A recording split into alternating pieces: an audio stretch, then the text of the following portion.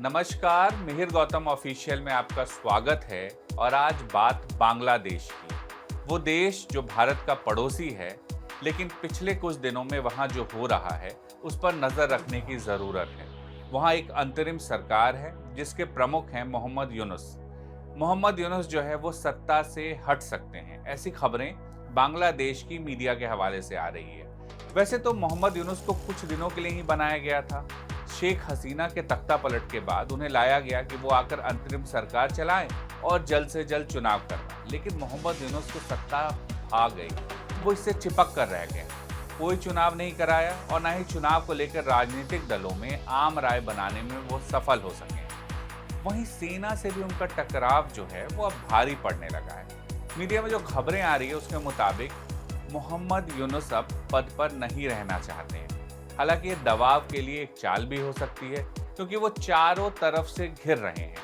कहीं ऐसा तो नहीं कि मोहम्मद यूनुस विक्टिम कार्ड खेल रहे हैं। वैसे पिछले एक साल में क्या हुआ है बांग्लादेश में, उस पर नजर डालना जरूरी है।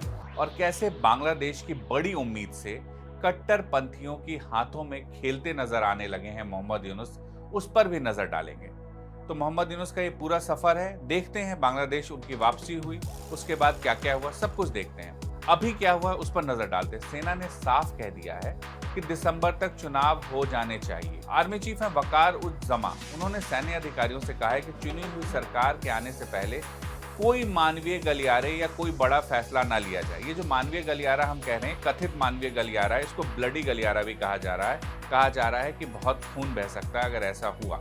क्यों हुआ वो भी बात करेंगे अभी हम। बांग्लादेश के अखबार ढाका ट्रिब्यून ने लिखा है कि आर्मी चीफ ने अंतरिम सरकार पर सवाल उठाए हैं। वहीं अखबार ने यह भी छापा है कि आर्मी चीफ ने कहा है कि कुछ विदेशी लोग सरकार में गैर जिम्मेदाराना काम कर रहे हैं। अगर कुछ गलत हुआ तो ऐसे लोग देश छोड़कर अपने देश लौट जाएंगे। उनका निशाना किस पर था वो भी देख लेते हैं। वो निशाना दरअसल एनएसए खलीलुर रहमान पर लगा रहे हैं। खलीलुर रहमान जो हैं वो अमेरिकी नागरिक हैं।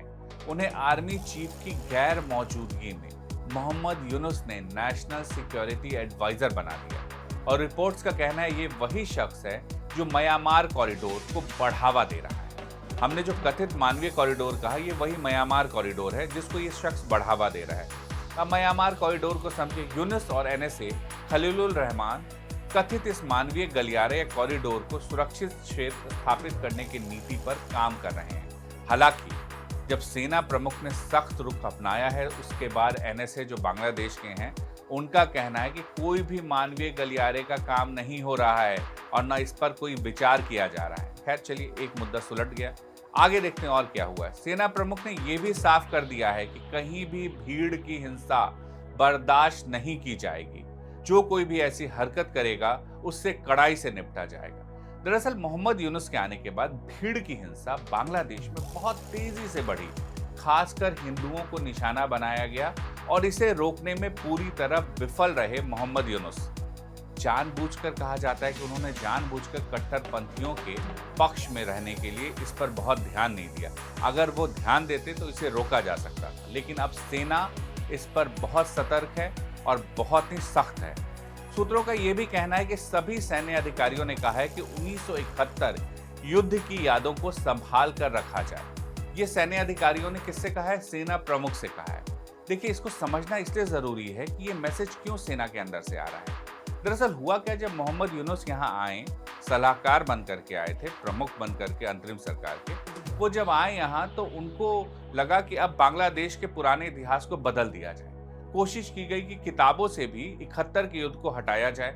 साथ ही जो जो 71 से जुड़े हुए जगह थे उनको निशाना बनाया गया। बंग बंधु जो इनको कहा जाता है, मुजीबुर रहमान, उनके घर तक को निशाना बनाया गया। जो शेख हसीना है उनके पिता हैं और उन्होंने ही बांग्लादेश को आज़ादी दिलाई थी, लेकिन उनके घर को भी निशाना बनाया गया। एक और मुद्दा है जिस पर ध्यान देना जरूरी है। 2009 में बांग्लादेश राइफल्स ने बगावत की थी। इसमें सेना को अपने करीब 40 बड़े अधिकारियों को खोना पड़ा था। ये बगावत विफल रही थी और बांग्लादेश राइफल्स के कई लोग पकड़े गए और वो जेल में हैं। लेकिन मोहम्मद यूनुस ने आने के बाद क्या किया, उनमें कई लोगों को जेल से बाहर निकलवाने में मदद की। इस पर सेना नाराज दिख रही है, क्योंकि ये जो विद्रोह था सेना के खिलाफ था, बांग्लादेश राइफल्स का, और सेना ने ही इसे खत्म किया और इसे सफल नहीं होने दिया था, लेकिन आज वो लोग छोड़े जा रहे हैं, जिसको लेकर के सेना के अंदर से आवाजें उठने लगी है। दरअसल हो क्या रहा है बांग्लादेश में, उसको समझिए कि मोहम्मद यूनुस जो हैं अंतरिम प्रशासक की जगह सत्ता पर परमानेंट बैठे रहने की जुगाड़ में दिख रहे हैं। वो बहुत कुछ ऐसा कर रहे हैं जो सेना को नाराज कर रहा है, और अब तो आम लोग भी नाराज हो रहा है वहां पर बांग्लादेश में। सूत्र तो ये भी कह रहे हैं कि यूनुस सेना प्रमुख को हटाने की जुगत में है, लेकिन सेना की एकजुटता की वजह से उन्हें बांग्लादेश में ये कामयाबी नहीं मिल पा रही है। 11 मई को सेना प्रमुख जमान अमेरिका जा रहे थे, लेकिन कहा जा रहा है, सूत्रों का कहना है कि यूनुस ने उनके दौरे को विदेश मंत्रालय से कैंसिल करवा दिया। इससे भी सेना बहुत ज्यादा नाराज है। बांग्लादेश में अगस्त 2024 में शेख हसीना का तख्ता पलट हुआ था। उसके बाद आपने देखा था किस तरह बांग्लादेश में हिंसा हुई थी, लोग प्रधानमंत्री के घर तक घुस गए थे। बावजूद उसके बाद में यूनुस को लाया गया था। यूनुस नोबेल पुरस्कार जीत चुके हैं। उम्मीद की जा रही थी कि वो बांग्लादेश को एकजुट करेंगे, लेकिन जैसे वो आए उसके बाद उन्होंने एकजुट छोड़ दीजिए, वो चीन और पाकिस्तान के एजेंडे पर काम करते हुए बहुत ज्यादा दिखे, जिसके बाद उन पर सवाल उठने लगे। भारत और अन्य पड़ोसियों से उनके जो रिश्ते हैं बांग्लादेश के, उसमें गिरावट दिख रही है। भारत हमेशा बांग्लादेश का रणनीतिक साझीदार रहा है, लेकिन यूनुस की नीतियों से असहज नजर आ रहा है। बांग्लादेश में विदेश सचिव को 8 महीने में हटाया जाना अपने आप में बहुत कुछ कह रहा है। क्यों हटाया गया विदेश सचिव को, इसको भी समझ लेते हैं।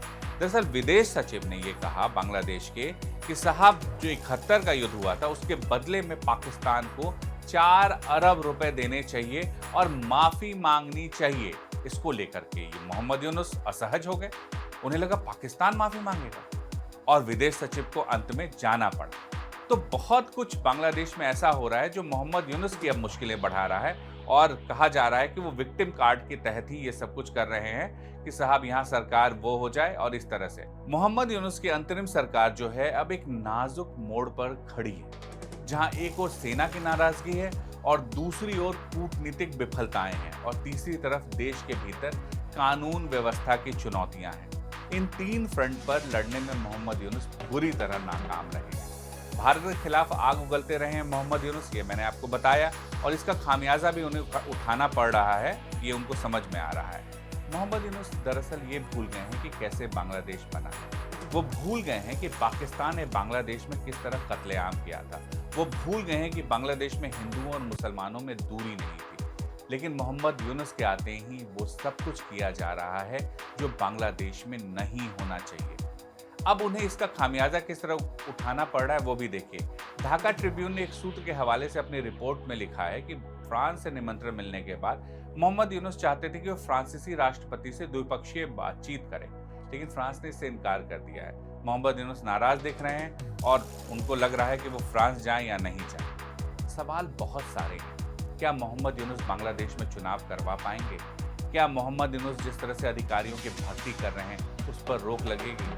क्या मोहम्मद यूनुस का जो एजेंडा है, जो पाकिस्तान और चीन को सूट करता है, उसके खिलाफ बांग्लादेश में फिर से विद्रोह दिखेगा? और बड़ा सवाल है कि अब बांग्लादेश में फिर से सत्ता जो है वो बदल दी जाएगी जनता के द्वारा। मिहिर गौतम ऑफिशियल में इतना ही। आपको वीडियो कैसा लगा हमें ज़रूर बताइएगा। आपका फीडबैक हमारे लिए बहुत मायने रखता है। नमस्कार।